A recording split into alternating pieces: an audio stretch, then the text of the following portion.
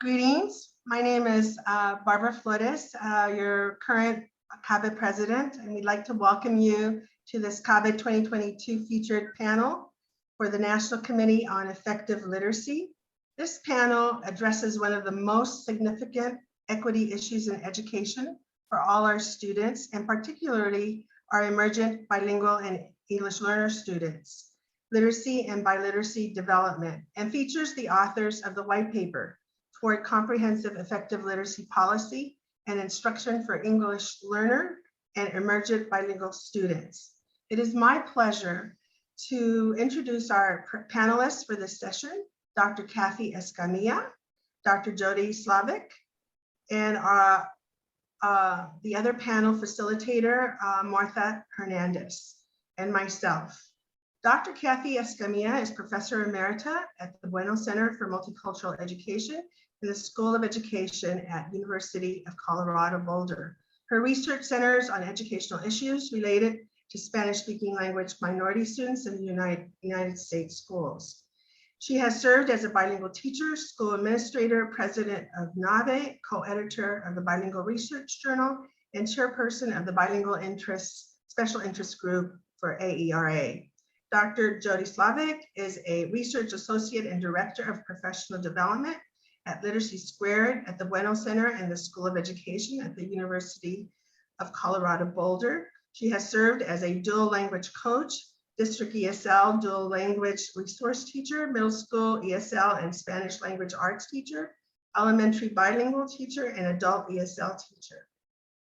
Our second panel facilitator is Martha Hernandez, who is the executive director of Californians Together, a coalition of 25 statewide professional parent and civil rights organizations focused on improving schooling for English learners by promoting equitable educational policy. She has 42 years of public education experience, public school education experience at the classroom, school district, and county levels, as well as her involvement in numerous state committees.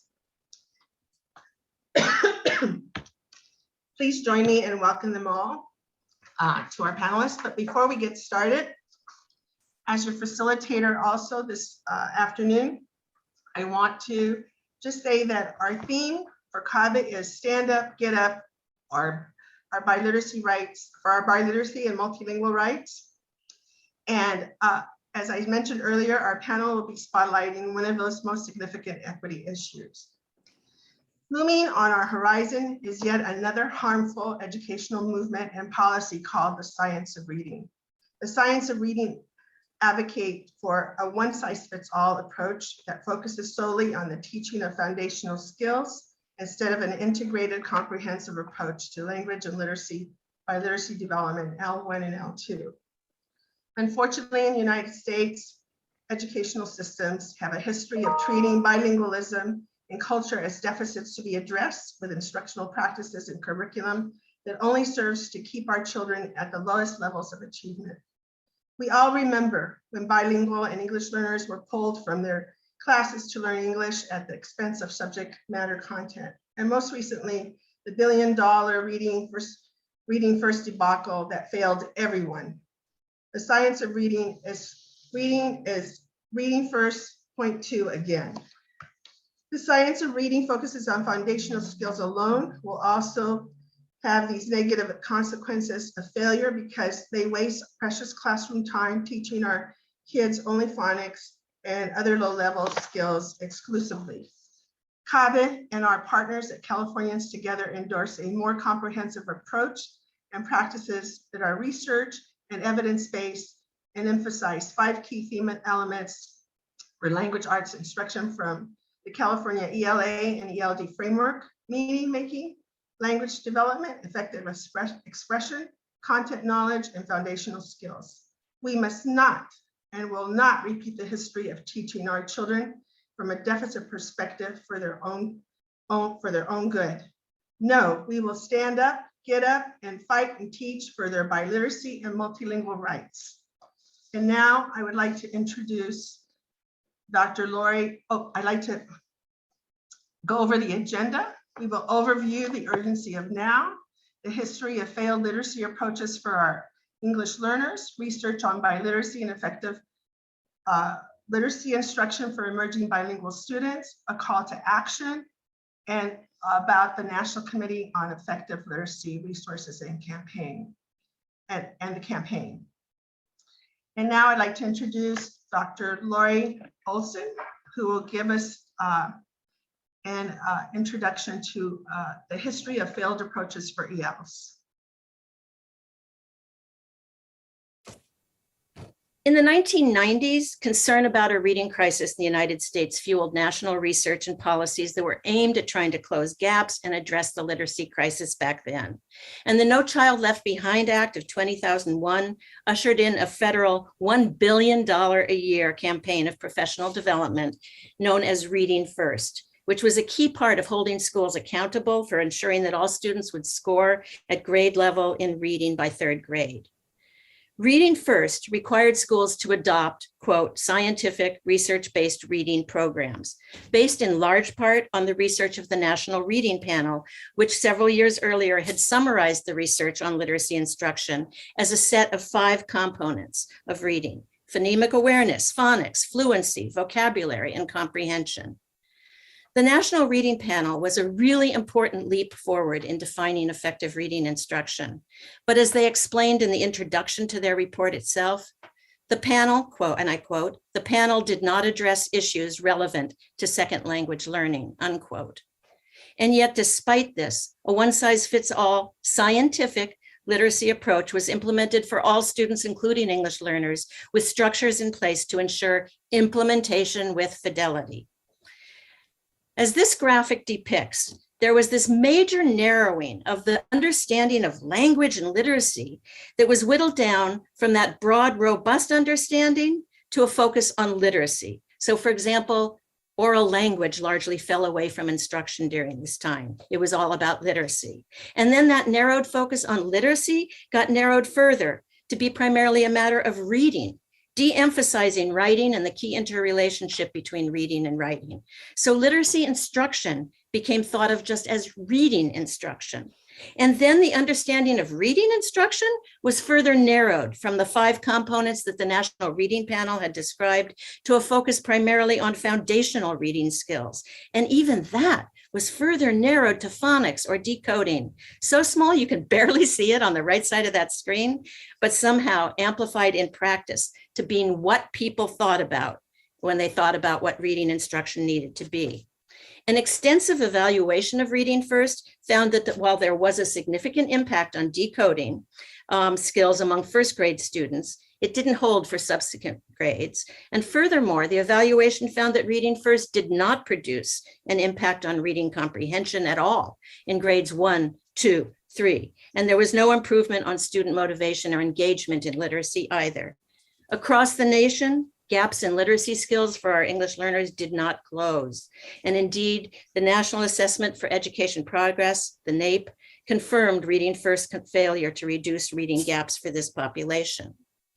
Well, 5 years after No Child Left Behind was signed and Reading First was funded, and 9 years after the National Reading Panel released their report void of attention to second language learners, the National Literacy Panel for Language Minority Children and Youth report was released. And this new report affirmed the importance of all 5 of those components of a comprehensive reading approach that had been described by the National Reading Panel, including foundational skills, but found these components are not sufficient for English learners, and made clear that effective literacy instruction for English learners was different in significant ways from instruction for monolingual students. The report described the linguistic and cognitive and sociocultural and academic variables that compound the reading challenges for English learners, and how these students require additional specific instructional considerations. The report found that efficient reading comprehension depends not only on efficient word recognition skills, which is how people tend to think of reading instruction, but also on general language proficiency. Remember that broad understanding of language that I showed at the beginning of that narrowing graphic. It made clear also the role of home language, the uniqueness of the dual language brain, the importance of cross-language interactions, the viability of bilingual approaches, and it made clear why the Reading First, one-size-fits-all science of reading literacy approach hasn't worked. It failed English learners in the past. Unfortunately, it threatens to fail them again.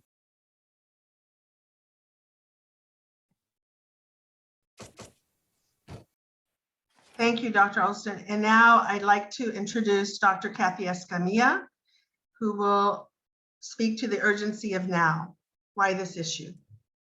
Dr. Hello, Escamilla. thank you. Good afternoon. Good evening for those of us who are in different time zones. But I'm supposed to speak briefly about the urgency of now and why this issue. And I will say that I have asked myself this question repeatedly, especially with the country just coming out of a pandemic and many children in need of help, socio-emotional help, and families in need of financial assistance. Why this issue? Why now? But let's talk about it. Okay, so what is the science of reading? Dr. Olson provided a brief introduction, and I think it bears repeating some of the things she said. So the science of reading is a reiteration of a previous program called Reading First, which was implemented in the United States in 2004 to 2007. Reading First was a $1 billion program, and I'm going to repeat billion with a B. It had three components. The three components were reading curricula, and the reading curricula came from the National Reading Panel. I'm going to repeat them. They were phonemic awareness, phonics, vocabulary, fluency, and comprehension. In order to ensure that schools were teaching to these five components, a second component of Reading First was professional development and coaching for teachers on how to implement the program. Many of you may remember being in Reading First schools and classrooms where you had intensive coaching and professional development about how to implement this program. A third component was a diagnosis and prevention of early reading difficulties through student screenings and early intervention. Now, the science of reading has added one more component in the 2021 edition, which is a requirement that university teacher education requirements that they revise to fit the science of reading. So basically, the science of reading is reading first plus one component. So why should we be concerned? Why should particularly the bilingual education community be concerned? So let's deal with that for just a few minutes. 1 in 10, many of you know this, 1 in 10 students nationwide have a home language other than English and are learning English as a second language or an additional language, or simultaneously learning English and another language. These children are commonly labeled English learners, although in this presentation, we are going to call them emerging bilingual students. Many school systems in our country are still without a capacity to address the needs and, moreover, the assets of children coming to school who are emerging bilingual students. We see as a group, this group is characterized as having lower test scores, achievement below grade level. They are twice as likely to drop out and less likely to attend four-year colleges. Now, this is not on the children or the students. This is on the systems that have failed to learn how to serve them over the years. Okay, so that's one reason for us to be worried. The achievement and the assets of the children that they're bringing to school have not been properly acknowledged or addressed in the school system. At the same time, right now, there are 18 states and the District of Columbia who have science of reading initiatives. You see them listed on the left side of your screen, and what you see on the right side is a map of the United States, and I figured you already knew that. But there are 18 states, almost half of them, and this does not include or consider the states that are considering or have pending legislation. Now, again, we've got 18 states. We've got a lot of kids. Why should we be worried? Okay, so in 2021, two special issues of the Reading Research Quarterly were published.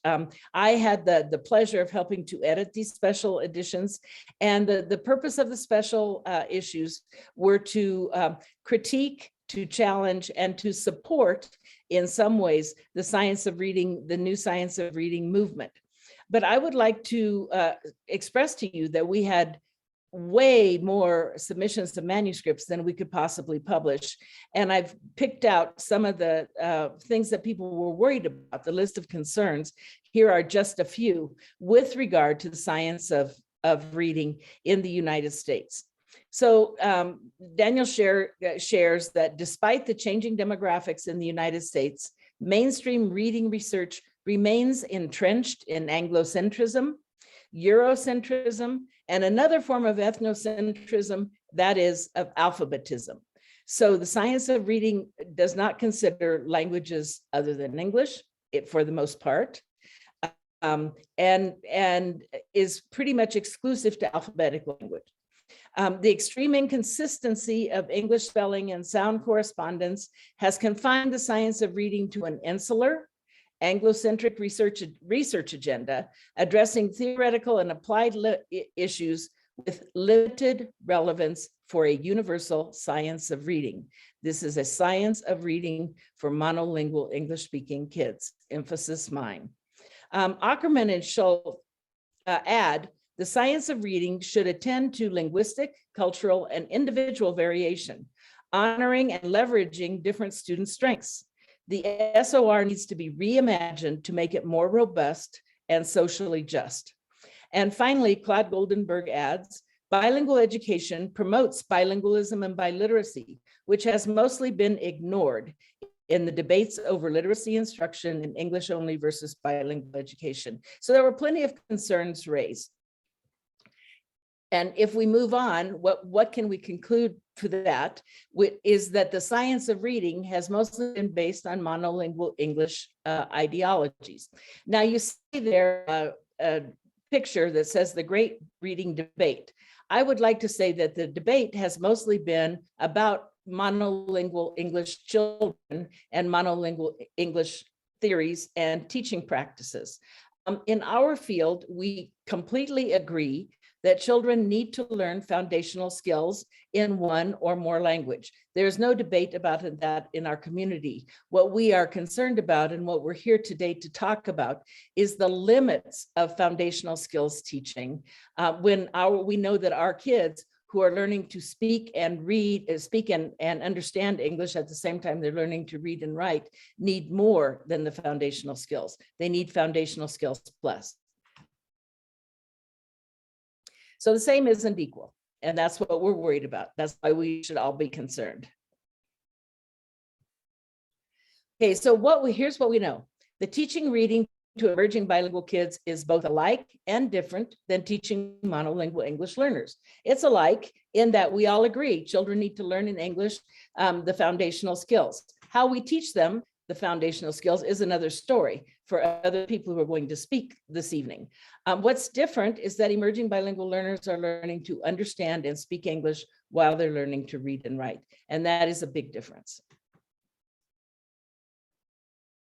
Okay, monolingual English learners come to school being exposed only to English, both in and out of school.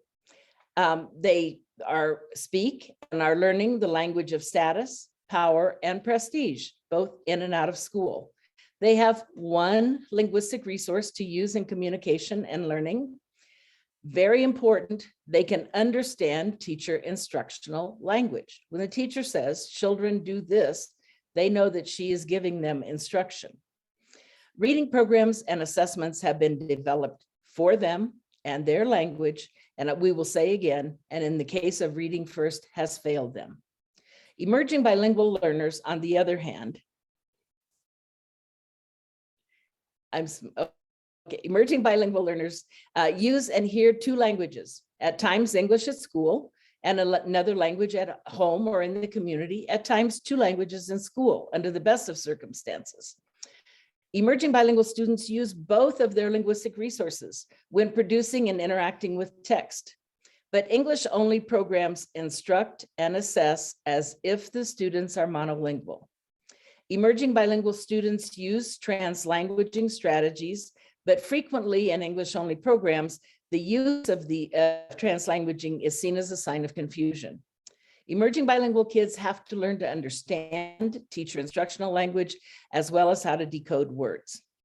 Emerging bilingual students interpret the world through both of their cultures and have to interpret and navigate cultural bias in reading materials. There's a lot more involvement in terms of emerging bilingual learners. Let's take an example. Okay, the teacher says, look at the top, very simple instructional language, probably used by many first grade teachers in this country, who says to the children, okay, my friends, let's clap the number of sounds we hear in the word sofa. Now that sounds pretty straightforward and pretty easy to understand if you already understand and speak English. If you don't, let's unpack everything you've got to know in order to be able to understand that. When the teacher says, okay, my friends, what she is trying to do is to get children's attention. She can't say, sit down and shut up. She has to have another way to do this. So this teacher is using, okay, my friends. When she says clap, the children have to understand that that means put your hands together to make noise. And by the way, let's clap isn't an invitation, it's a mandate, because the child who doesn't do it is going to be reprimanded. I didn't see you clapping, Ezekiel, what's the matter with you? Children have to know sounds, what a sound means, that a sound is a phoneme in this particular context, or the concept. They have to know what the concept of a sound is. They have to know what the concept of a word is. They have to know that sounds go together to make words. And that's the point of this whole little exercise. They have to know how to count in order to count the number of sounds. Hopefully, they have to know that words have meaning and that this little exercise isn't just about clapping your hands while the other kids clap their hands, but it's about doing something that creates meaning and that will help them to learn to decode. Hopefully, they know what a sofa is. And then if we all do this together, and I can't see if you're doing it, but I'm going to do it, it's that means 4. If we have to know how many are there and did we do it correctly? Now that is a whole lot for children who are learning to listen, speak, and read and write all at once. It is more than the foundational skills that children have to understand and be able to navigate. So finally, what do emerging bilingual kids need beyond the foundational skills, especially those who are in English medium programs, because those who are fortunate enough to be in dual language programs can get some of this in their first languages.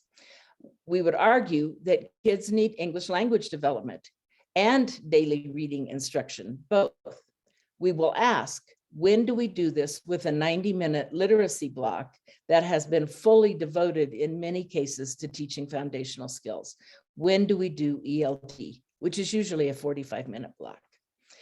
Kids need oracy, and oracy is a subset of oral language development, which they need writ large.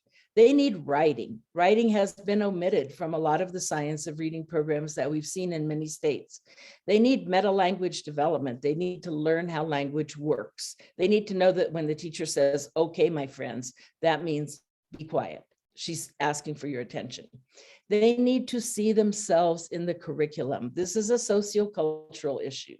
They need to feel valued at school. They need to have their first languages valued and used in the classroom, even in English medium programs. We need to understand that phonics was never meant to be a program. It was meant to be a short-term help to learning to decode skills and not extended past the 3rd grade. So that's my brief, my very brief. I could go on for hours about why we should be concerned, but hopefully this has given you some understanding. I'd like to introduce now my wonderful colleague, Dr. Jody Slavic, who is going to talk about literacy in the bilingual brain and research considerations around that. Jody? Thank you, Kathy. Thank you everyone for being here tonight. I'm going to share just a sampling of research. We don't have much time, but I wanted to talk to you about language, bilingualism, and its implications for literacy instruction for bilingual students. So I'm going to start with this recent 2020 publication on the Reading for Understanding initiative. And in 2009, in response to the nation's growing concern, like we all have, about children's improvements on reading comprehension, the U.S. Institute of Education Sciences, which we know as IES, allocated $120 million to research all of the factors that play into the development of students' reading comprehension. So 6 teams of researchers from across the United States spent 5 years studying the development, instruction, assessment of reading comprehension from pre-kindergarten to 12th grade. So then a team from the National Academy of Education spent 2 years synthesizing the findings, which they published in a report called Reaping the Rewards of the Reading for Understanding Initiative, which was released in 2020 and is available online. And I believe our amazing Selena chat handler might have that to pop in there for you so that you can all see it. After $120 million, years of research, analysis of hundreds of studies, the 3 major headlines that came from the 300-page report were that, number 1, knowledge shapes comprehension and comprehension shapes knowledge, that language drives every facet of comprehension, and that reading is inherently a cultural activity. So while all 3 of these have incredible implications for teaching reading to emergent bilingual students, I want to hone in on this second headline about language. So the report states that early language skills likely serve as a foundation for proficient reading comprehension in the elementary grades, and that sophisticated forms of linguistic knowledge and skill are associated with reading comprehension in early adolescence. The researchers problematized theories of reading, such as the simple view of reading, which do highlight language, but they point out how many of the studies informing these theories were largely reduced to they reduced language comprehension to aspects of just vocabulary. But the Reading for Understanding teams, they explored the impact of language further than has ever previously been studied. And they found that there were many more language factors that affected reading comprehension. Things like grammatical skills, orthography, morphosyntactic knowledge, register, and students' knowledge of how to form an argument or engage in discourse. And after 5 years of research, 2 years of synthesis, this report concludes that more of our work on comprehension needs to be directed towards populations currently underserved in US schools. And at the top of that list should be emergent bilingual learners, a growing but underserved population. They go on to state that we need to develop curriculum and assessments that are built on understandings of translanguaging and interlanguage. And all of us, I think, should be taking on their mantra that they conclude with that says, we cannot afford theories, tests, or instructional tools that are based on evidence gathered from any narrow demographic category, especially mainstream language majority learners. So let's just consider why we can't rely on theories, tests, or instructional tools that are based on language majority speakers.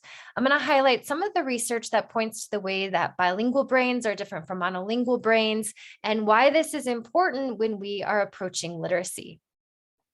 So the field of neuroscience has provided us with increasing information about the way the brain processes language.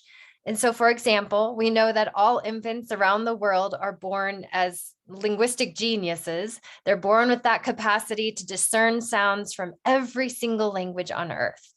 However, we also know that this ability quickly declines with age, as all of us are feeling, I'm sure. So researchers have looked closely at when this starts to happen. So in one example from research presented by Kuhl and colleagues, we see that US-born infants and Japanese infants at around 6 to 8 months of age are able to discern the difference between the and the sounds of English. However, when tested just 2 to 4 months later, researchers see that this ability declines and that Japanese infants are no longer able to discern between these sounds. So during this critical period of 8 to 10 months, babies are absorbing information from their caretakers and they're dropping off those language abilities that they don't need.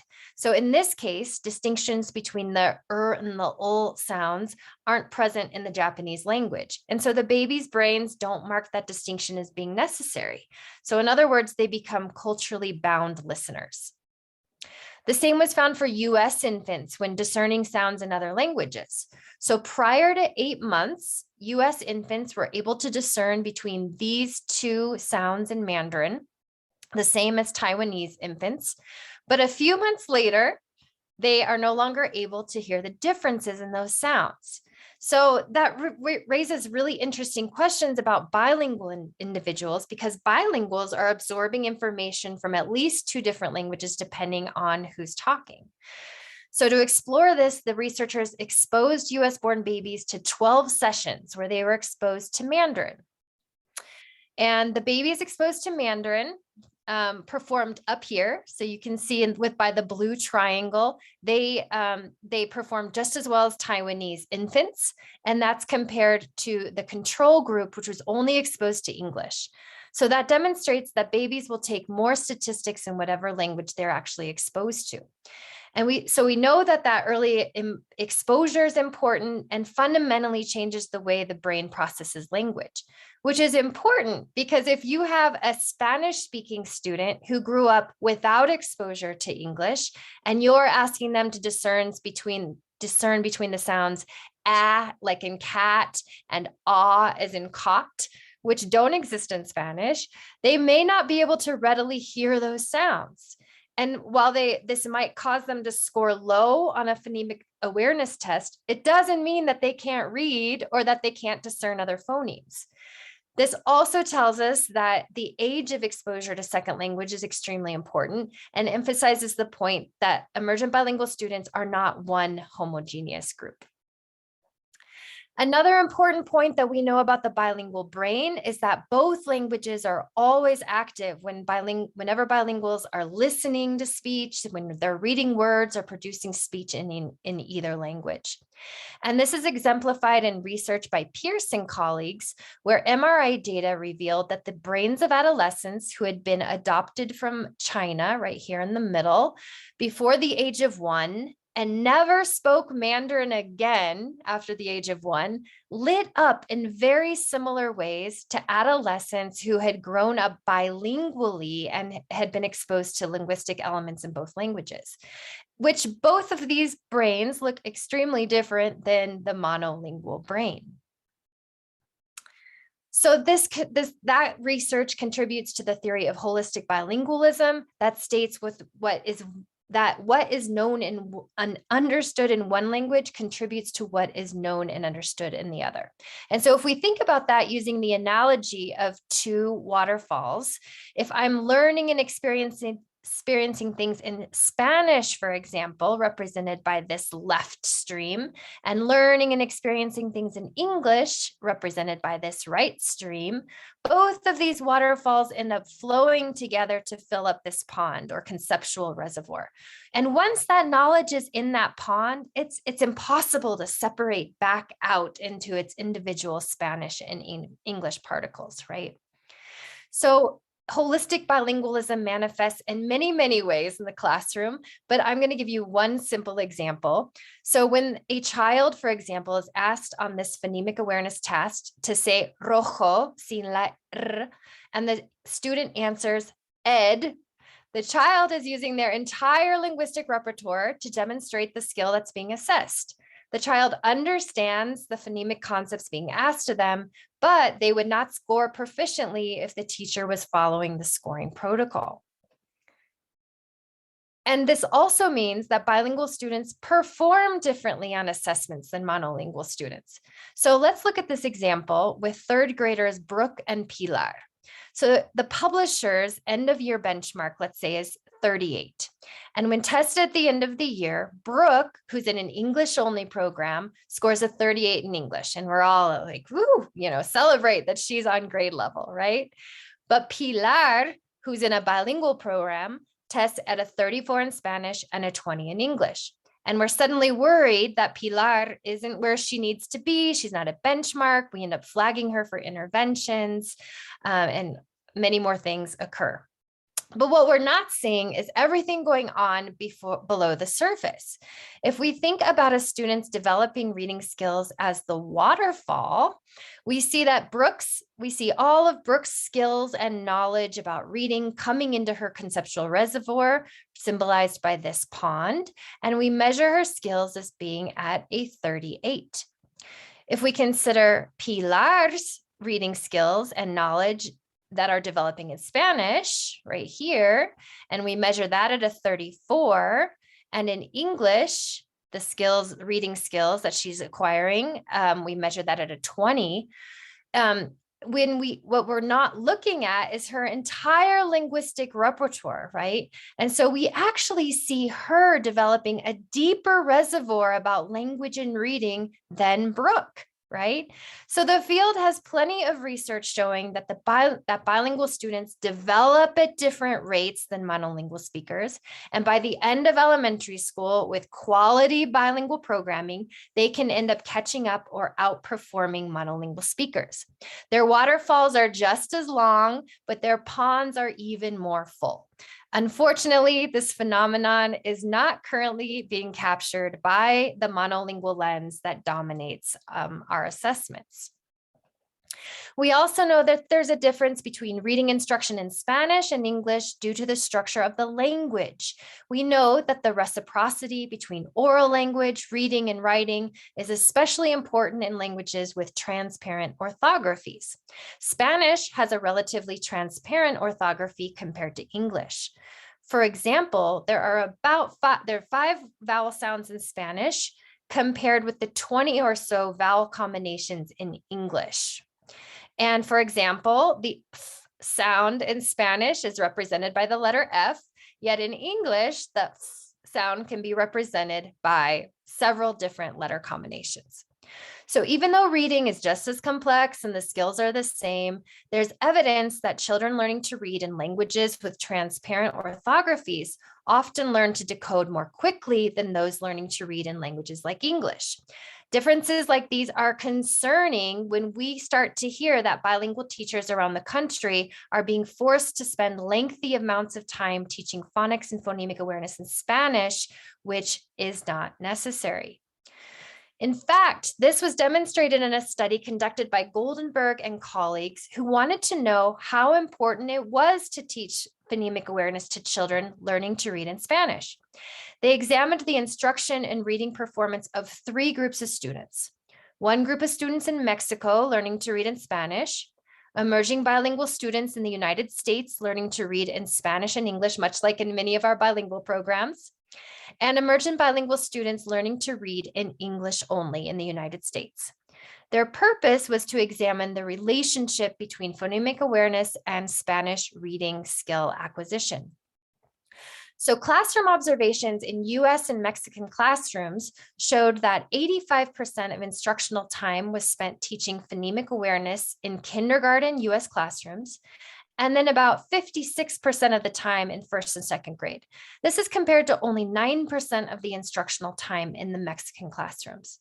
In Mexico, literacy instruction officially begins in 1st grade, and children are taught the letters and sounds and how to form them into syllables and words, but there is no phonemic instruction that focuses exclusively on parsing words orally and with their corresponding letters like we do in the United States. In fact, the Mexican national curriculum explicitly states that the focus of teaching reading and writing should be a communicative and functional approach. In comparison, the researchers found that only 7 to 8% of instructional time in the first grade US classrooms was spent on activities related to reading comprehension, and 13 to 15% of the time in second grade. That's compared to 29% of the time in Mexican first grade classrooms and 24% in Mexican second grade classrooms. So overall, the US-based students are receiving much more instruction on phonemic awareness and much less on comprehension. The researchers wanted to know how this translated into student performance.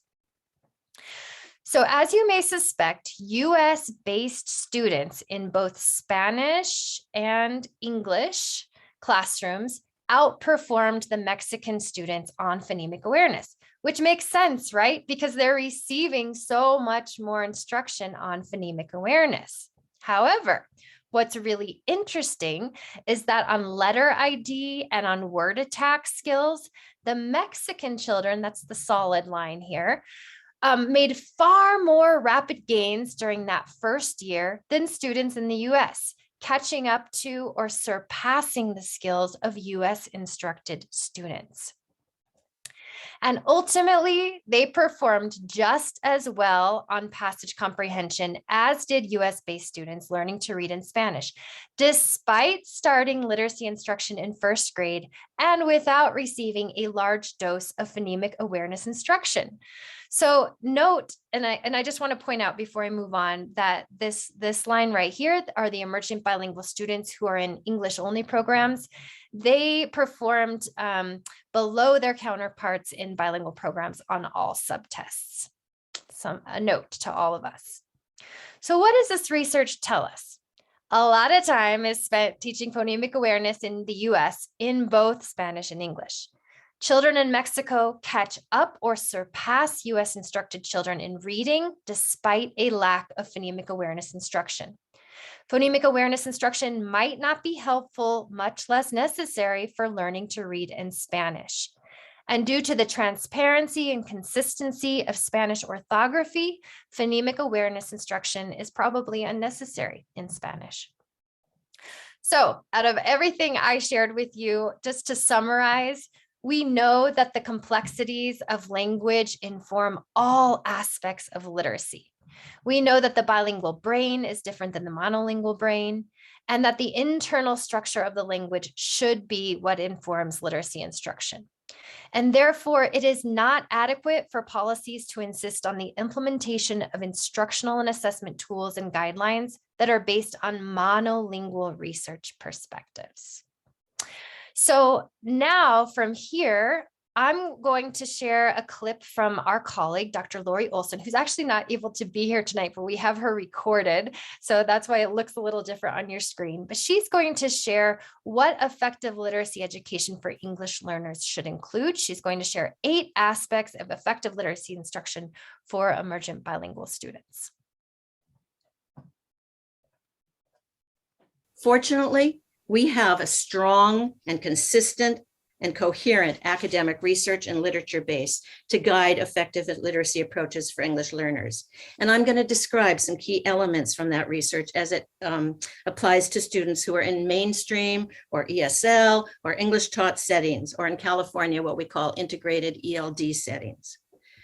At the heart of that work is the fundamental understanding that the development of language and literacy for students with 2 or more languages is distinctly different from monolingual literacy development, that the development of literacy for a dual language brain is not the same as for a monolingual brain, because the new language and literacy system is being developed in the presence of and in interaction with an existing language system. They already have a language and they're developing literacy as a second language learner. It's in relationship and comparison to knowledge of their first language that the elements of the new language, such as vocabulary and phonological components and grammatic structures and writing systems, are learned, and the understanding of different language systems develops. And this is crucial in reading instruction. Let me describe 8 aspects of what effective literacy approaches for English learners really means. First of all, it's a comprehensive approach that teaches foundational skills in context and along with other components of reading instruction. So I want to be really clear here, read my lips. Systematic, explicit instruction in phonics is a part of a comprehensive reading approach, a part, and never in isolation. Effective literacy instruction integrates meaning making, language development, and foundational skills. An effective literacy approach emphasizes oracy, that's oral language development, to accelerate literacy acquisition. As students learn to speak the new language, they're expanding the repertoire of vocabulary that gives literacy meaning. Those words on a page have meaning, and they're internalizing the sounds of the new language that will be represented in print. And they're developing awareness of how English is structured as a language. Oral language is the foundation for literacy. And fourth, an effective literacy approach for English learners addresses writing and reading as interrelated sister skills. The process of turning sounds and words into print, into text, of seeing how what you say can be written down, is the mirror process of seeing letters and text on the page, then sounding them out and recognizing them as words. Writing is a key foundational skill component along with reading foundational skills, part and parcel of early literacy. And it also embraces the literacy purpose of voice and expression and purpose. Continuing on, fifth, effective literacy instruction for English learners builds background knowledge and integrates literacy development and development of content knowledge. Background knowledge helps all students become better readers, but it is essential for English learners for whom the words they're decoding can only have meaning if they understand those words. The research has consistently found that English learner students benefit significantly from an emphasis on meaning and background knowledge. Sixth, an effective literacy approach for English learners makes and draws upon cross-language connections. Because remember, they're entering into this with another language, an existing home language, a dual language brain, and they're engaged as little linguistic geniuses in the process of building and sorting two language systems in relationship to each other. Our English learners live in and across multiple language worlds, and wherever they go, they're encountering print, signs, cereal boxes, posters, etc. At home and in their communities, this print environment is likely to be in their home language. At school, the print environment and literacy instruction is in English. So it's important that they learn as part of reading instruction that letter symbols don't always represent the same sounds in their home language as they do in English, that there are ways text works similarly and ways they work differently in the two languages because the language systems are different, that the word D-I-M-E is pronounced dime in English, if you've already learned that lazy E makes the I say I, and means a 10-cent coin, while that same D-I-M-E is pronounced dime in Spanish and means give me. Literacy instruction that supports students in making cross-language connections helps them focus on the similarities and differences between the languages, heightening their understanding of language and literacy overall, as they clarify what transfers from their known language to English and what does not.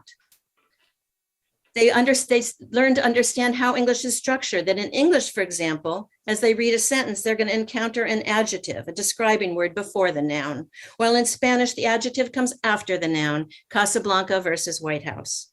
These cross-language connections, this meta-linguistic awareness and understanding is powerful in helping English learners develop literacy.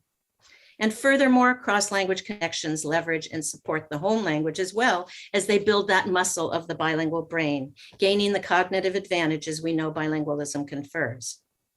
Conversely, cutting off the home language, treating them as if they were monolingual, just learning a new language, failing to recognize their home language and the dual language-ness as part of the picture of literacy development, actually hinders literacy development. And I'll say that again, it hinders literacy development because it doesn't allow them to use their linguistic resources. We need to support their emerging literacy by explicitly building cross-language awareness. And I know that what people think is, well, how can we do that? The teachers don't speak their languages. Teachers needn't know all of their children's languages. They needn't be bilingual themselves to learn about the features of different languages, to understand some of the key ways in which they are the same as different, and to support children in developing their own bilingual awareness. It's an important part of teaching literacy effectively to second language learners. Seventh, effective literacy for English learners addresses sociocultural factors, building on what students already know, what they bring, their cultural practices as assets. And that means teachers have to incorporate student experience, use a wide variety of materials and instructional strategies that reflect and engage culture as children learn to read and write. Asset orientation is a key piece of effective literacy. And lastly, number 8, effective literacy instruction utilizes meaningful assessment, linguistically valid and reliable assessments, and whenever possible, assesses what students can do in and across their 2 languages as they engage in literacy. Assessments that actually and more accurately can inform teachers as to what students really understand about literacy and reading and are able to produce. So no, it's not the same as literacy instruction for monolingual students. And yes, we do know what effective literacy instruction is for English learners. Now, fortunately, Okay, I'm going to pass it on to Marta Hernandez, who's going to talk to us about urgent alerts from the field. So yes, at this time, I'd like to share a little bit about the National Committee on Effective Literacy, and then introduce our esteemed panelists who are also members of the National Committee and who will share urgent alerts about what's happening in the field across the country.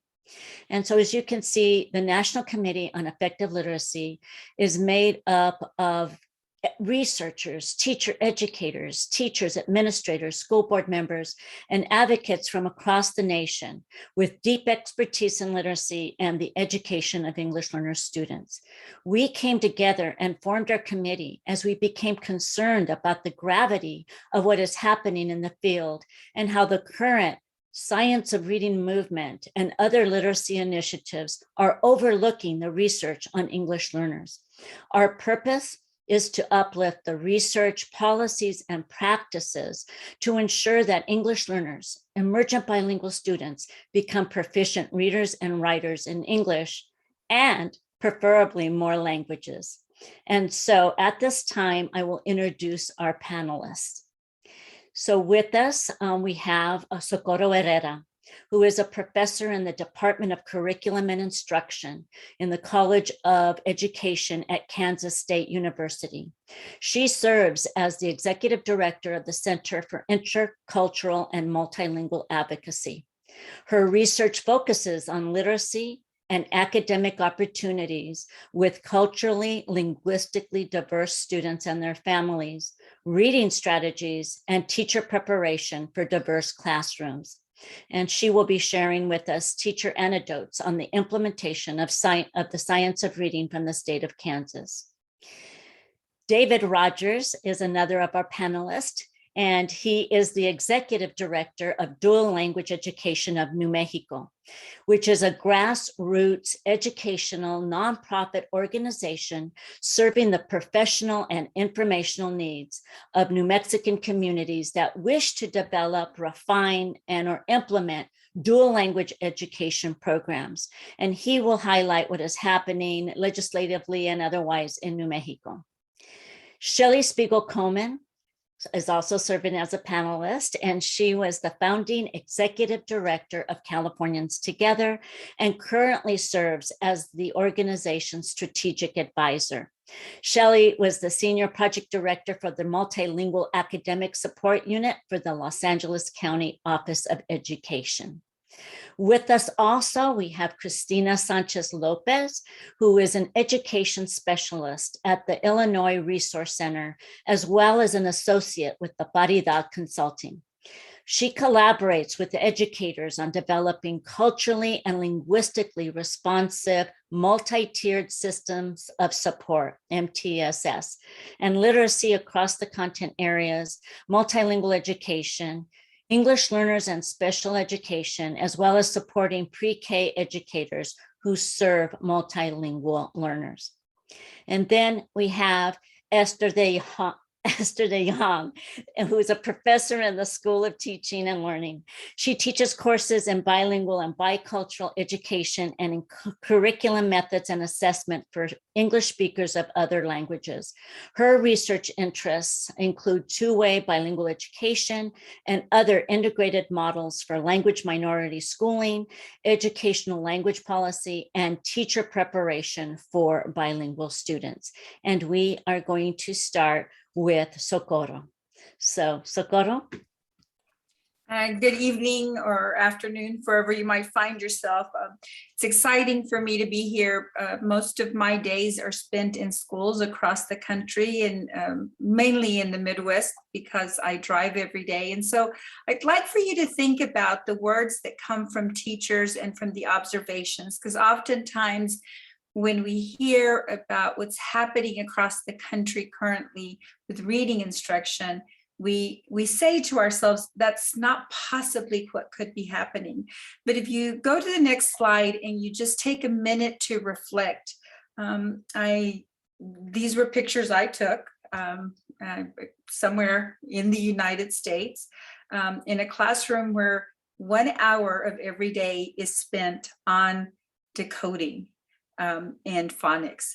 And so we've just heard from experts in the field who have shared with you the research on effective literacy development for emergent bilinguals. It's not that this research is absent. It's that oftentimes we are planning and delivering instruction, choosing models, and attending to research that is very much based on monolingual ideology. If we critically reflect on this research, it clearly points that when we narrow language and literacy to decoding and phonics, we deny access to the learner and we deny full participation.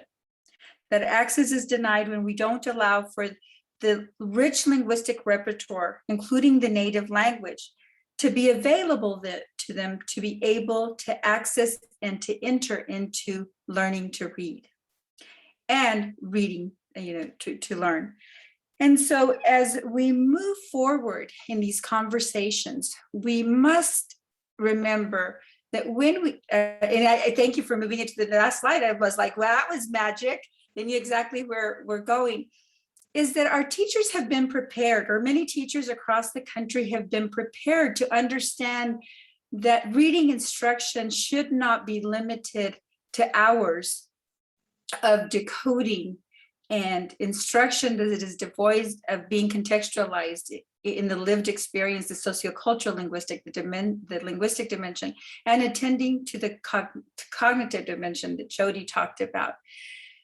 When we deny this agency to our teachers, when we take away this ability to be able to make decisions on instruction, we lower the morale. And I just took these two quotes from hundreds from interviews that I've been doing across the country with teachers. Listen to their voice and what it is that they say to us. That first one, it says, and our principal right now, and I have to move this because I can't read the whole thing. And our principal right now, he is very, very rule follower. And so, I mean, they're coming in our classroom and he literally was like, I want the decoding routine, in your hand. I want you following the script. I want you, and she said he made a noise like, oh, you better do this. And we've kind of had a few tiffs about it, but finally I'm like, fine, it is what it is. Another teacher in another building said to me, and they really, really want you to stick to the 5-day program. Stick to that so that so the kids have exposure to the whole phonics skills. The problem with that is, as you know, a lot of our kids, it's so fast. You're just brushing the surface with them and they just are not absorbing that much. It's almost like a skim to them. She works with predominantly Latino students who are emergent bilinguals. 87% of the district is from diverse backgrounds. And the next one is also very telling. If you'll go to the next one. of how it is that many of the educators across the country that we work with know what to do. And again, are left with the inability to practice their craft in a way where they are supported as experts and who are knowledgeable. This teacher said in one of the interviews, I became an ESL teacher because I knew what I was doing and reading was not working. I learned about biography, contextualization, and how much the native language matters. Now I'm a robot. There is no time for thinking about the student. It's just making sure I do my decoding routine and phonics. It's the whole time, 50 minutes every day. And so when you listen to teachers' voices and you hear the morale and you hear their frustration in what it is that it's happening, it kills part of you as a professional in the field.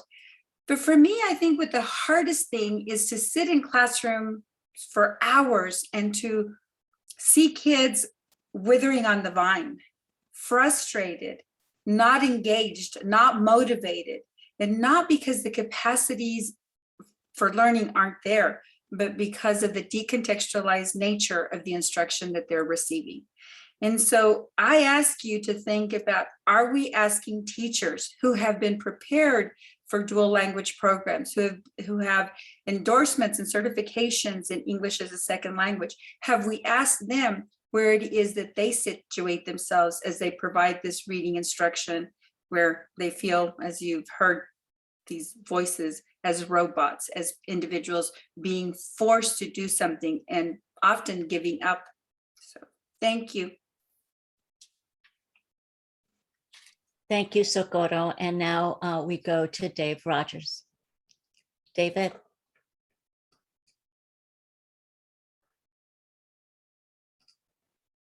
David, you're muted. Thank you so much, Jody.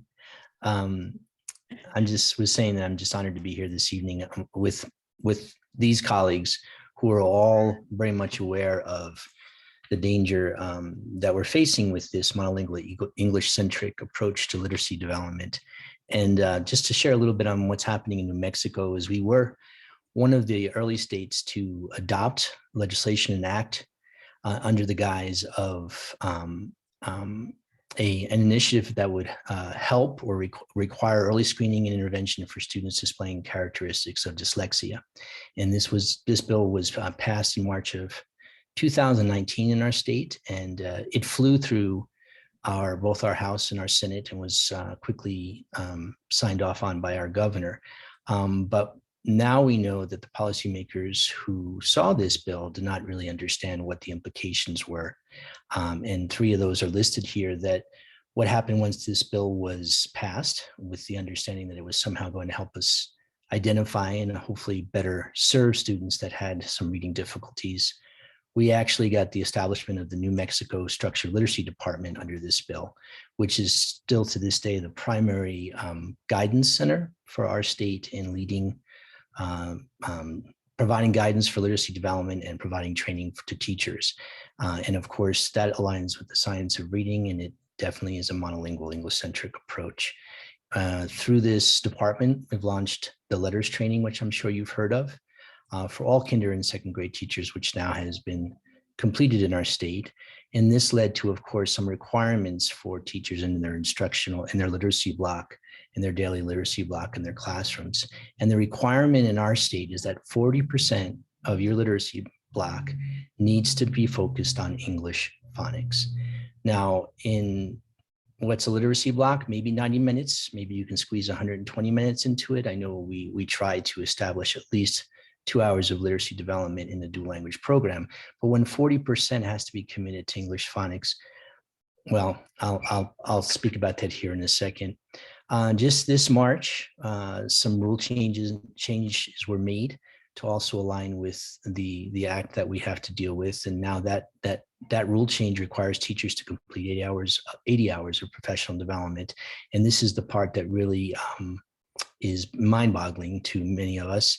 is that professional development has to be accredited by the International Dyslexia Association. I haven't had an opportunity to look at the list or see if there is a list of pre-approved professional development providers, but I'm concerned that we're not going to find the language and literacy for emergent bilingual specialists or experts that are actually on the board or the review committee that approves those professional development providers. And in this March of 2022, we've just allocated a bunch more money to extend that letters training to 3rd and 5th grade teachers. Now, in that, we have just heard now that there's an announcement that finally there may be a professional development plan for biliteracy that will be developed for bilingual teachers in our state. However, this is an announcement that the plan is to be developed, and there's no launch date or even a timeline for when that will be final and then be ready for launch. So if we can go on to the next slide, we're in year 2 of being guided by the New Mexico Structured Literacy Department. And here's some reaction from our teachers. I think the newer teachers are in shock. The older teachers are saying this is reading first all over again. But one of our teachers that we just interviewed these past couple months said it's just simply impossible to meet the needs of the new dyslexia law. You see how they're referred to it as the dyslexia law without sacrificing our students' native language and literacy instruction. And it's really having an impact on our Spanish as well as our tribal language communities as well. And then our BMEAC, we call it, our Bilingual Multicultural Advisory Council, made up of mostly bilingual teachers, just submitted this to our public ed department, noting that the PED needs to understand how bilingual teachers meet the requirements of structured literacy, as well as how we ensure culturally and linguistically responsive teaching during English and Spanish language arts. There must be targeted guidance and the support is needed ASAP. This is when the announcement was made that there's going to be a biliteracy professional development plan put together for bilingual teachers, but we have yet to hear more about when that'll be final and ready for launch.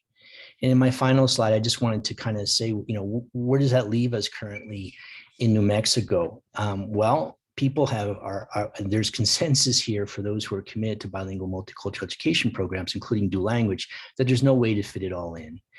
40% of a 90-minute literacy block, even 120-minute literacy block that needs to be or we're required to commit to English phonics leaves little time for anything else like oracy or comprehension or writing, the things that we know work and are effective for our emergent bilinguals.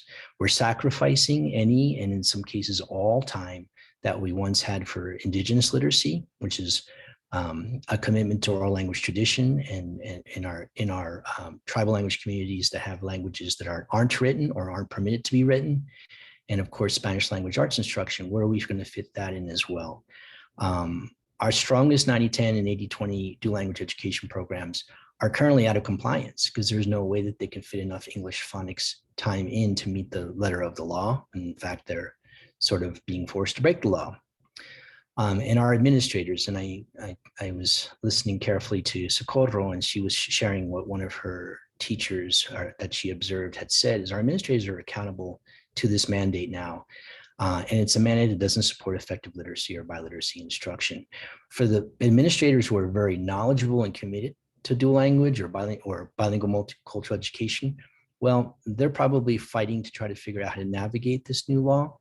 And I don't know what level of success they're having at this time, but those that aren't knowledgeable or those who have recently inherited or were given a position in the school and inherited a bilingual education program in their school may just be giving up on this. Certainly it's leading to compromise in the quality of the programs that are being implemented.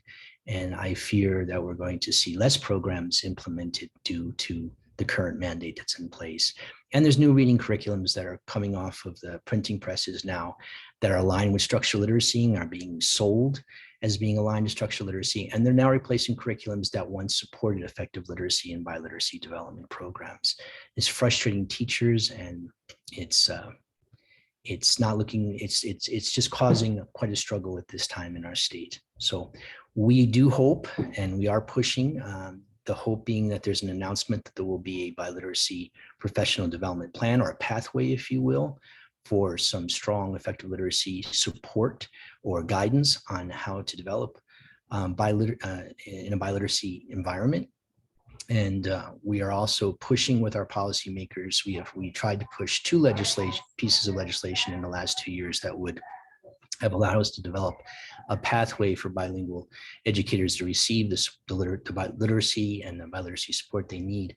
But we're going to continue forth with those initiatives as well, encouraging, raising the knowledge and understanding amongst our policymakers as to what we're currently dealing with and what we need to do to correct it. So thank you. Thank you, David. Thank you for sharing. And now we have Shelley Spiegel-Coleman, who's going to share what's happening in Mississippi. So, Shelley. So I hope all of you aren't getting too depressed by all of these stories, but we're trying to make a point about how this is taking over across our nation, not just in one area of the United States, but all places around, and why we all need to be active. You're going to hear about that. So here's one more story to share with you. In Mississippi, they have a 120-minute literacy block required. And you can see the minutes. They've actually put minutes to the different components. Actually, within the 120 minutes, there are some pieces that we would really say have gone beyond the limited foundational skills. But you'll see the emphasis that they've put on foundational skills within 120 minutes. And what the implications are, I'll talk to you about later. So in first grade, I'm going to follow along with me for first grade. First grade, there's 30 to 40 minutes a day of phonological awareness, phonics, and word reading, 40 minutes a day. Then you add to that vocabulary, which is 10 to 15 minutes. And they talk about teaching 3 to 5 words from reading selections. And what the students are reading are decodable books. And so again, that adds on to the phonics approach to literacy. So you have the 40 minutes, you have up to 15 minutes, and then you have reading comprehension. And this here does look like a better piece of work. So I'm not going to put a damper on that, but you've got 40 minutes and you've got 15 minutes. Next slide. The rest of the literacy period then looks at writing, which we think is good, 30 minutes a day. And then we go to 30 to 45 minutes a day of small group instruction, of which we are using decodable books for student at a student instructional level. And we have learning centers, of which the learning centers are phonics and fluency and vocabulary. And we have teachers' aides that are assigned to the designated phonics and fluency practice. So I'll add on at least 20 minutes more to phonics. So we're at 40 and 15 is 55, and 20 more minutes is now 75 minutes devoted to delivery of a phonics approach. Next slide. So the implications from the Mississippi Literacy Plan, and we chose Mississippi because they do have some very concrete directions, as David described, that they're giving to their teachers, but they also have reported real gains for their students on the NAEP 4th grade test scores. I want to talk to you about that. So as I said, if you add up first grade with all of those elements, you get 70 to 90 minutes a day. And there was no time that you saw allotted to oral language development or English language development or developing content knowledge. Very little. So you've got to add that on to the 120-minute block if you want to do oral language development and not learning the knowledge of content. In a school day, you're going to have at least 45 minutes devoted to math. Where is the time for science, social science, art, music, PE? This is really a replication of the NCLB narrowing of the curriculum that we all saw really was detrimental to not only English learners, but actually to all students. And so the other part of the legislation from Mississippi that required this approach to literacy also had in the legislation that 3rd graders who did not meet the benchmarks that they had set would be retained. So if you have the 3rd graders who are not doing 3rd grade work retained, you can imagine what your 4th grade NAEP scores would look like. Those are the kids who we know are also doing grade level work. And so their first result on the NAEP scores showed this growth that they made with their students. And then in Mississippi, what they did about 3 years later is they upped the benchmark for third grade proficiency and literacy. And lo and behold, the 4th grade NAEP scores grew again. And so if you keep retaining all the kids who are not making your 3rd grade benchmarks, you're going to do better on your state assessments, right? And so we are really worried about all these stories that we're telling you here today. And these are not isolated examples, but these are examples that are happening across our nation. Thank you. Thanks, Shelley. And now we have Christina Sanchez Lopez. So Christina, make sure you're unmuted. I am. Okay, welcome. Thank you. Thank you, Shelley. Thank you, colleagues. Good evening, good afternoon. I'm greeting you from Illinois, where I wanted to share a little bit about what was proposed Illinois State Senate Bill 3900 Right to Read bill. And it was actually meant to be a continuation of what passed last year. Last year, there was a racial equity and education agenda, an omnibus bill that passed both our House and our Senate here in Illinois.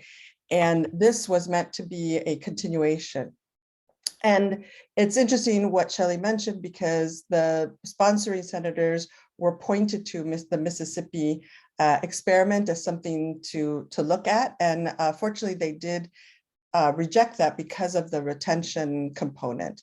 And then they looked again and were presented with some legislative language. And the initial bill put forth what proposed language about teaching structured literacy per the science of reading.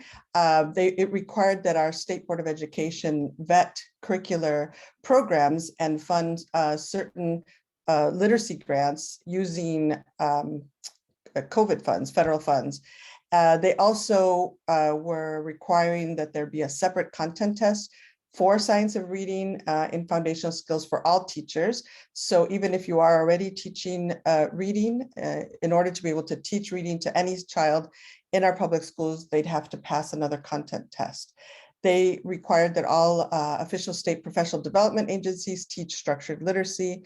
And the original bill did not include any language around English learners or emerging bilingual learners. The proponents of this legislation were Stand for Children, the Illinois affiliate, the Parents of Children with Dyslexia, an Illinois Science of Reading organization that was made up primarily with school psychologists, a broader Illinois Early Literacy Coalition, which was made up of special education interest groups, including attorneys. So that was all language that we did not, in this bill, that was made its way quickly through our House.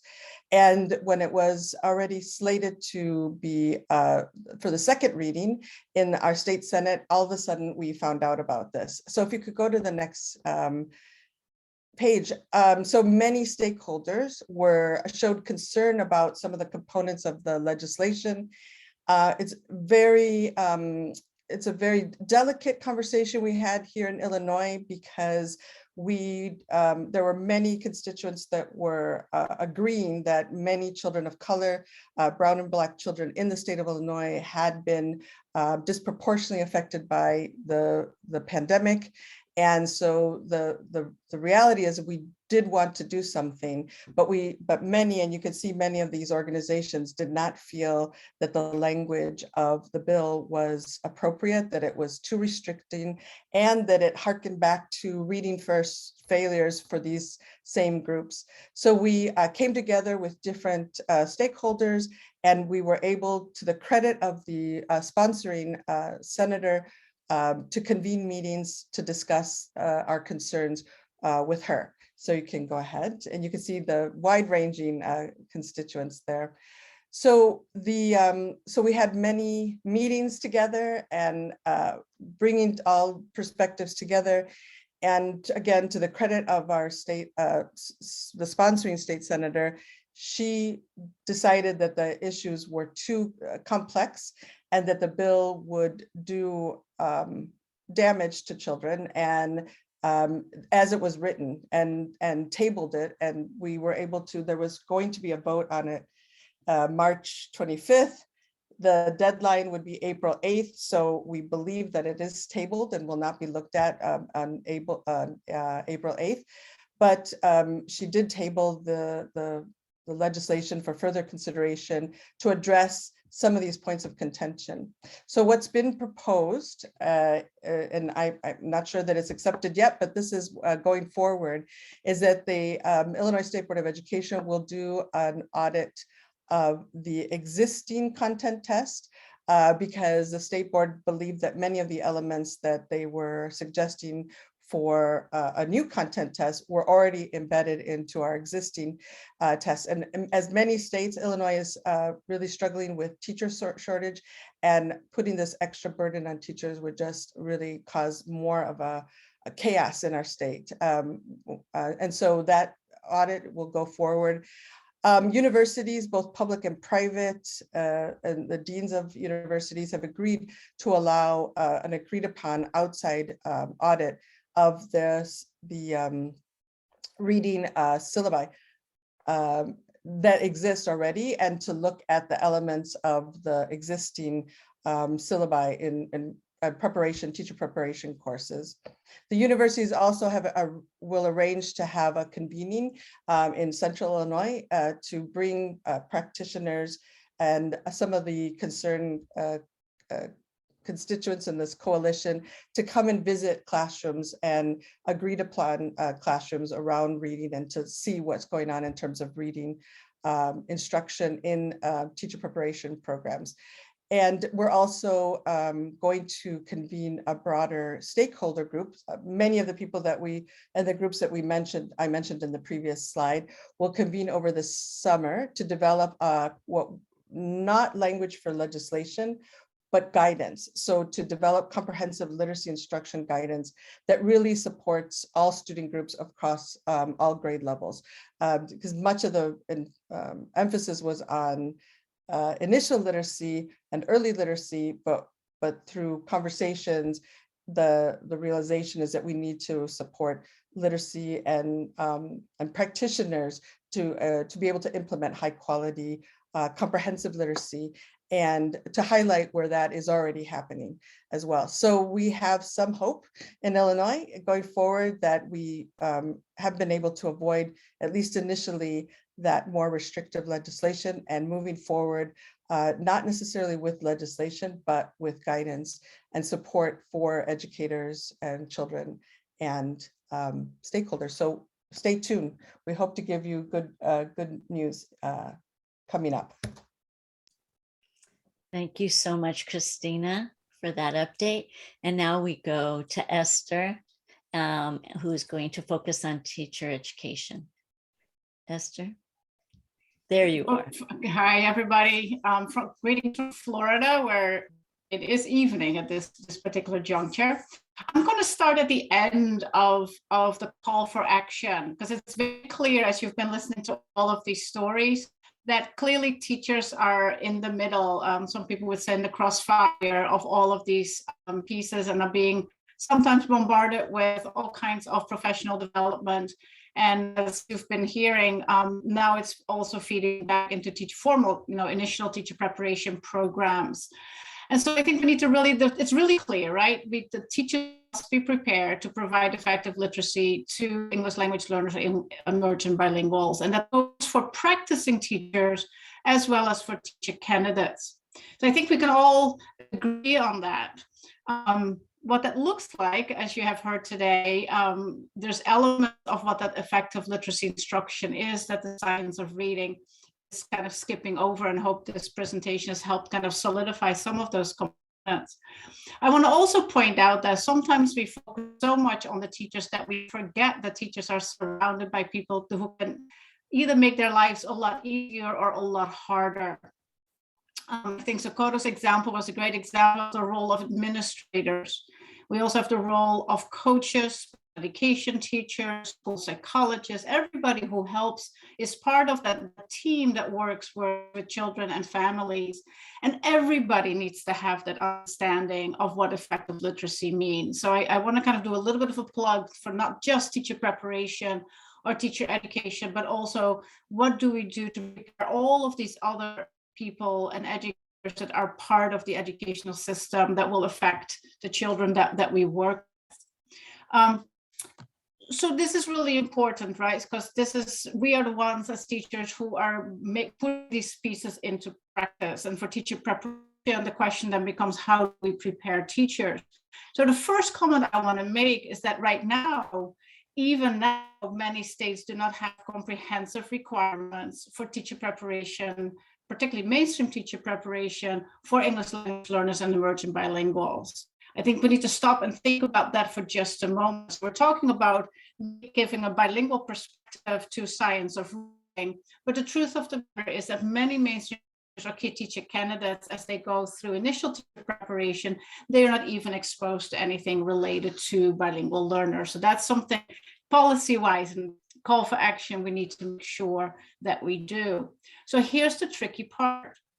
When mainstream teacher preparation programs define themselves as preparing teachers for primarily English medium classrooms, and most of the teachers that are in those programs tend to be lingual, there's a big assumption that comes really natural that says, well, then we should just focus on English and what to do in English. And so it's really easy in a teacher preparation program to fall into that focus on English only.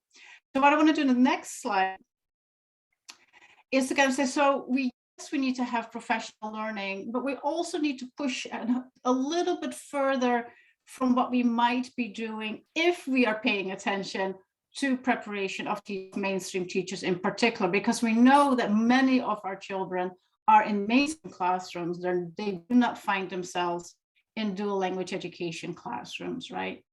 So in terms of just a basic knowledge base, hopefully these teacher candidates are learning a little bit about second language acquisition and a little bit about the different stages of second language development. I think one of the things that you've heard today, that if we truly want to prepare our teachers to engage in those effective literacy practices for bilingual learners, we need to also include understandings about bilingual development and the bilingual strategies that children will use to figure out what is happening in the world and what is on the page. And I think the earlier conversation in the slides that you saw about the bilingual brain is a perfect understanding that bilingualism is something that teachers need to understand. In terms of kind of the skills, right, that we often talk about then in teacher preparation, hopefully our teacher candidates and teachers learn something about how to provide comprehensible input and, you know, the ability to teach discrete language skills.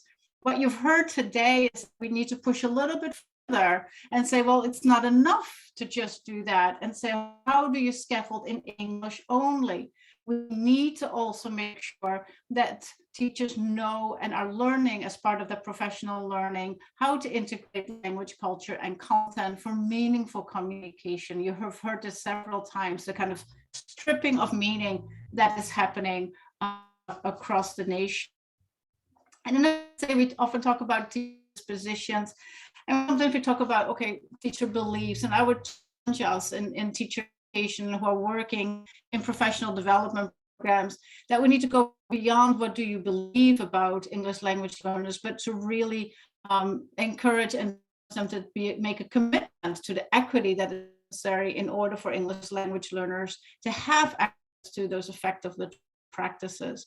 That's a tall order right now, because across the nation, as you saw, those 8 states that are passing science of reading policies, that then gets accompanied and coupled with all kinds of professional development programs happening in districts, going to school boards, and we want this program in professional development, and it trickles back into requirements, as you just heard from Illinois, into teacher preparation programs to do that same kind of reducing of content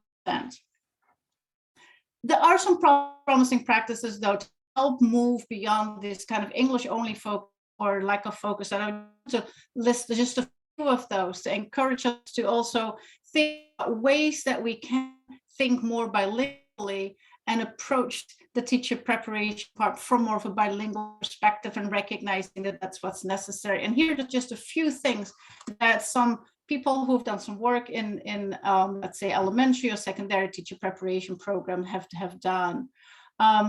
Asking our pre-service or teacher candidates to learn another language if they don't know really helps and facilitates their ability to make cross-linguistic comparisons, for example.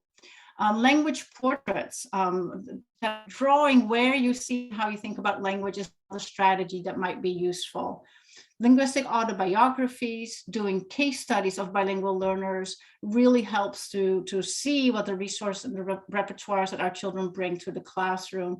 And we can, like Lori Olson said earlier, make teachers, even if they do not speak the languages, they can learn how to use bilingual strategies. And I think as educators, we can bring that into our courses, or if we do professional development, we can bring that as part of our work.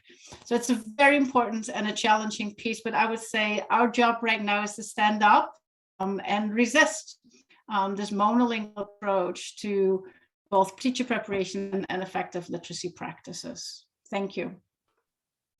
Thank you, Esther, very much.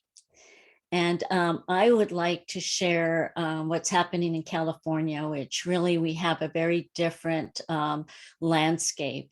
And so over, 1 in 4 California students in the primary grades are English learners, and 43% of the state's public school students live in homes in which languages other than English are spoken.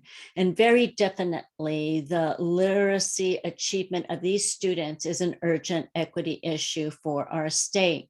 However, in the last decade, California has stepped forward to lead a commitment to meeting the needs of these students through policies and state guidance, closely aligned to the research about literacy and language development for English learners, dual language learners, and second language learners. And California also has set forth a vision of multilingualism as a goal for our students, and really has put into place some comprehensive research-based frameworks and policies for the education of our culturally and linguistically diverse state.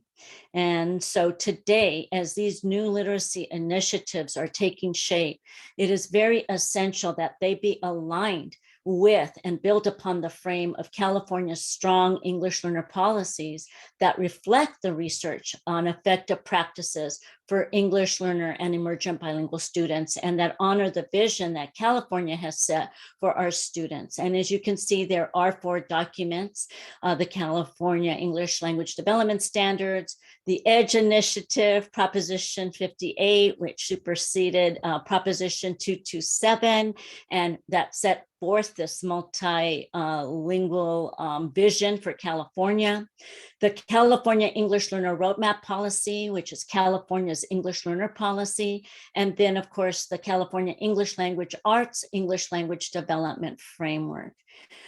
So on the next slide, I was actually this afternoon in a literacy by literacy town hall that was being put on by the California Department of Education.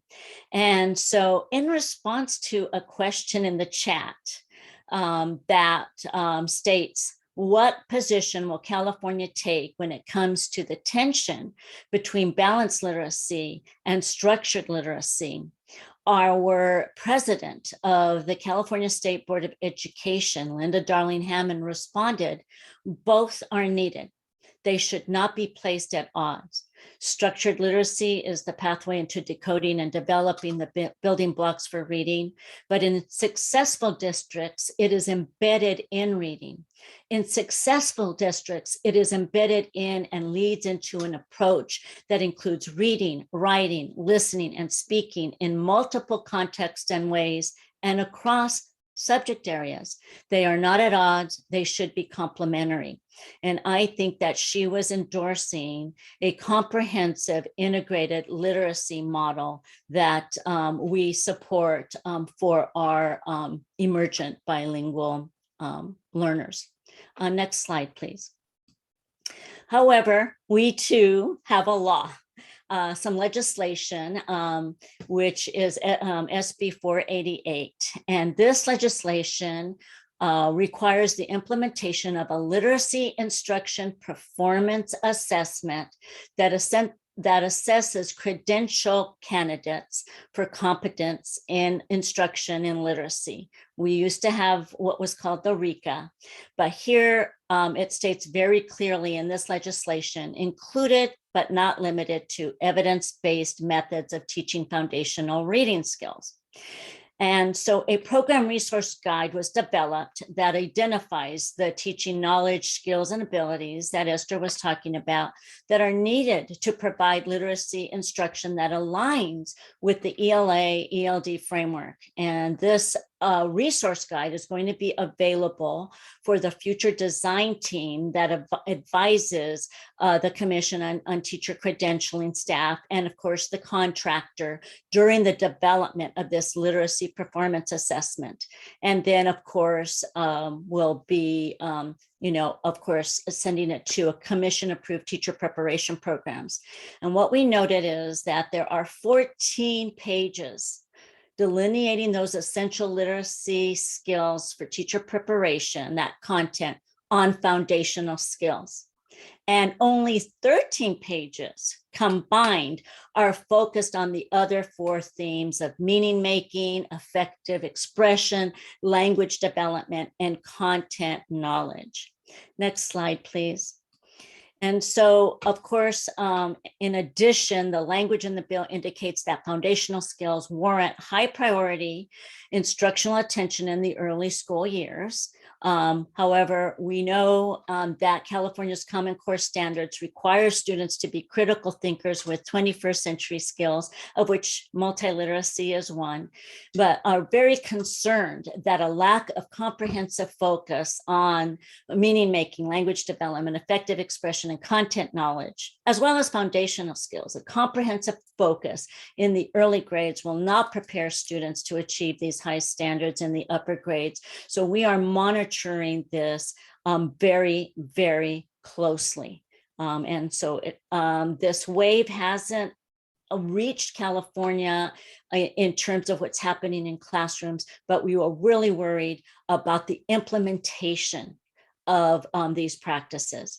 And so with that, on the next slide, I do want to say that in order to enact the theme of the CABE conference, stand up, get up for biliteracy and multilingual rights, I would like to issue you a call to action. Next slide.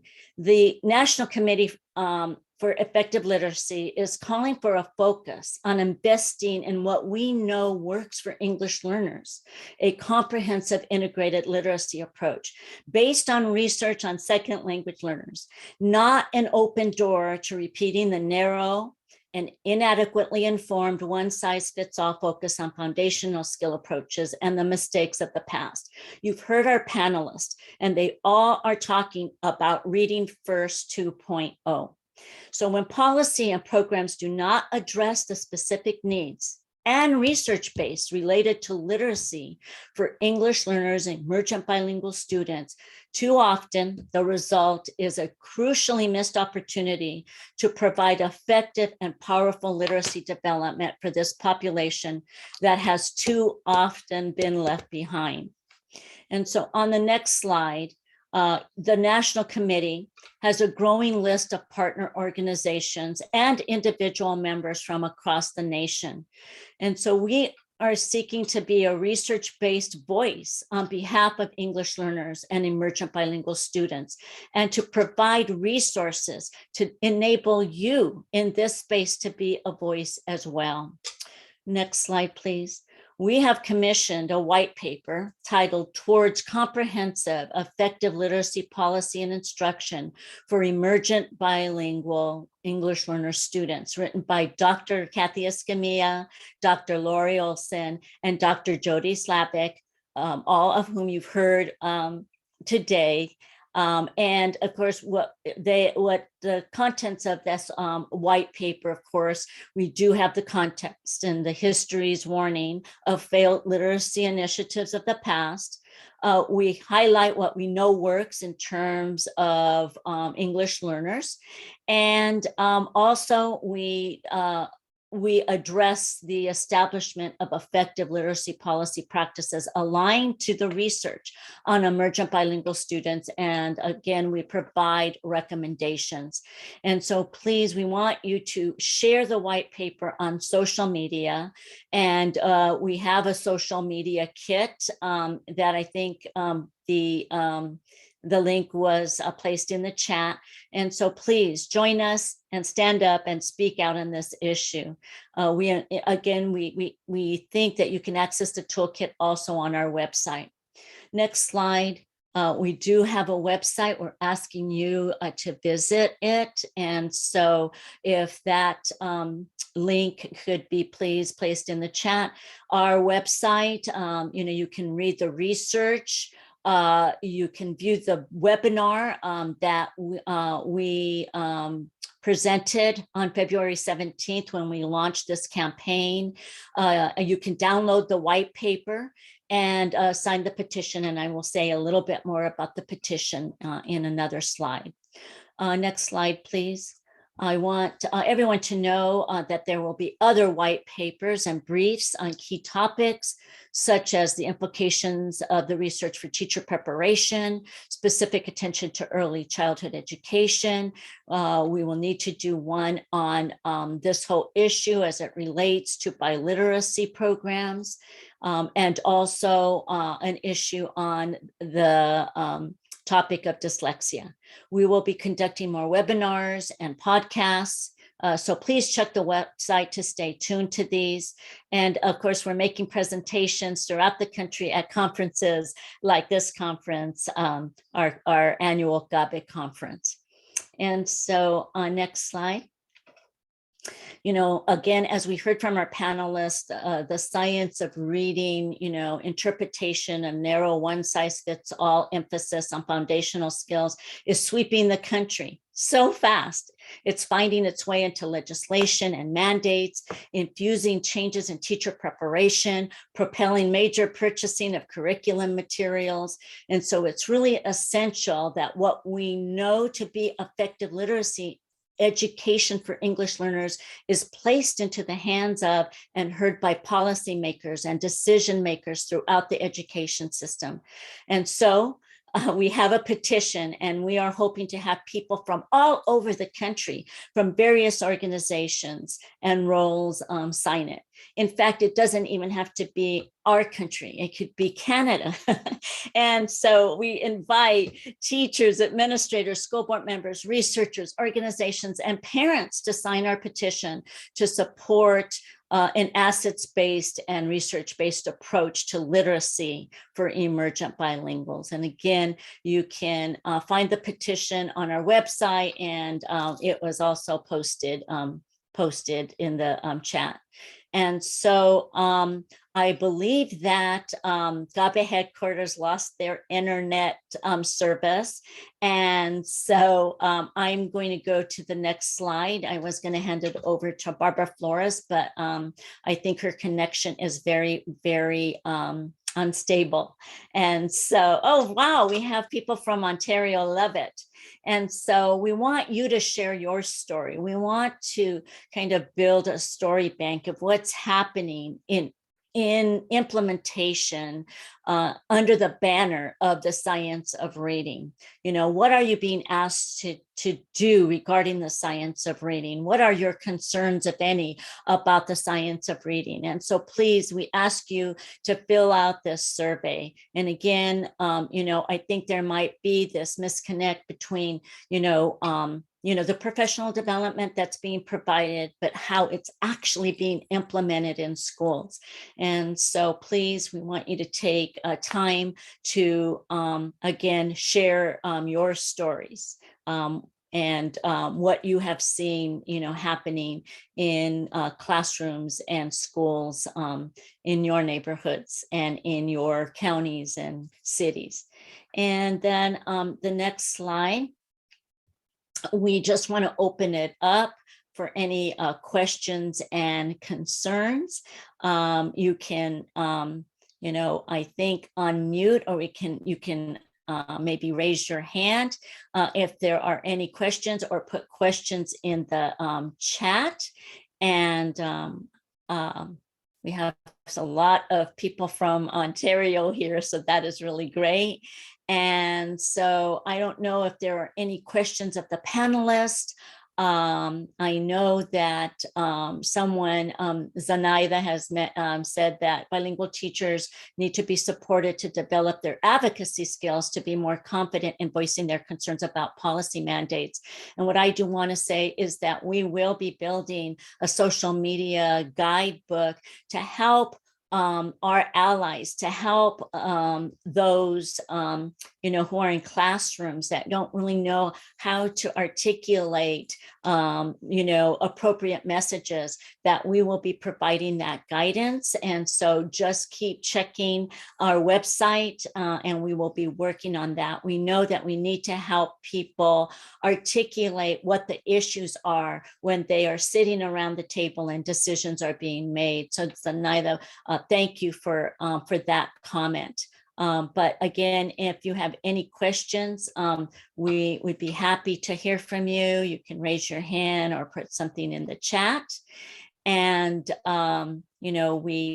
we really do appreciate you staying with us. This is an extra long session because it's so critical and so important.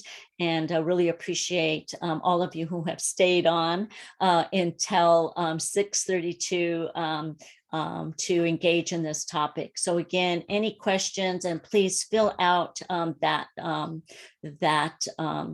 form. And then the next slide, I believe.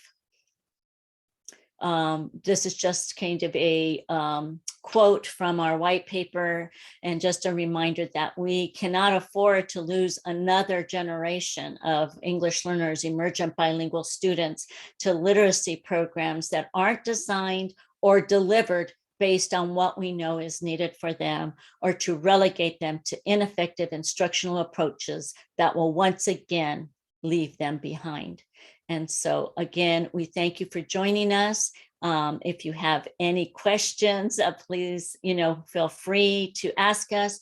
And again, please visit our website and loop back, because we will have more digest, more webinar announcements. We'll have podcasts, and we just want to make sure that English learners, emergent bilingual students, are part of the conversation as it relates to effective literacy practices. So again, thank you everyone for attending this session, and keep in touch.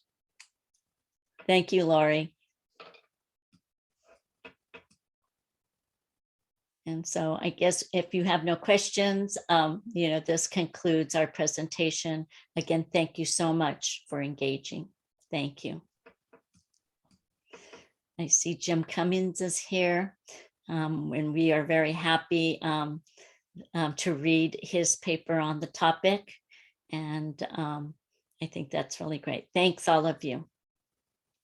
The PowerPoint, yes, we can share that. And so I don't know, Jody, is that possible to put the link in the chat, or how will we do that? Roxana? It's not ready to send out at this moment. So I'm going to defer to the CABE folks to help me out with that answer. Okay, is there a way we can post this later into this session that people could get it? I believe so. We'll go ahead and get in contact with you right now after we're done. And so we might even post it on our website. Check there. We really want you to have the PowerPoint to help you uplift the messages that we are emphasizing. So thank you very much. Thank to the panelists and to our two presenters, Kathy Escamilla and Jody Slavic. Thank you so much for such interesting research and for uplifting important issues. What is the code for this session? Roxana, do you know? I just know it as Zoom number 10, and then I think that's how they'll be able to find it. Okay, Zoom so account again, 10. Elena, thank you. My CABE region representative. Yes. They could potentially email the multi-link, this email that's on the screen. And if you cannot find the copy of the PowerPoint, and I'm sure we can get it to you that way. Yes, the info@multilingualliteracy.org. I'll make sure to get it to you so that you can use it in your country, in your state, in your county, district, and school. Thank you, everyone. Thank you, everyone.